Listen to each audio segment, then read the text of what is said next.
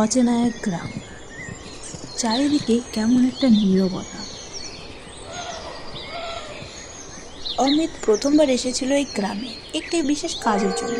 কাজটা শেষ হতে হতে বেশ খানিকটা রাত হয়ে গেছে। অমিত হাতের ঘড়ির দিকে তাকালো, দেখলো রাত তখন 10টা 20। এই রে, অনেকটা দেরি হয়ে গেল। এতটা রাত হয়ে যাবে বুঝতেই পারিনি। একটা টোটো তো দেখতে পাচ্ছি না। রাতের শেষ ট্রেনটা ধরতে না পারলে খুব মুশকিল হয়ে যাবে যে। এসব ভাবতে ভাবতে অমিত একটি চায়ের দোকানের সামনে এসে দাঁড়ালো। গ্রামের কয়েকজন লোক আড্ডা মারছে সেই চায়ের দোকানে। অমিত চায়ের দোকানের লোকগুলোকে জিজ্ঞাসা করল, বলছিলাম, বিলাসপুর স্টেশনটা আর কত দূর? চায়ের দোকানে বসে থাকা লোকগুলোর মধ্যে একজন বৃদ্ধ এসে বলল, আগে এত রাতে স্টেশনে যাবেন নাকি?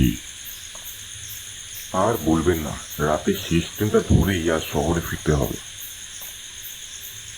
বৃদ্ধ লোকটা কিছু বলতে গিয়েও কেন যেন একটু থমকে গেল। বাবু, আজ থেকে যান, রাত ভালো নয়। কোনো ভূত টুতের ব্যাপার আছে নাকি আবার?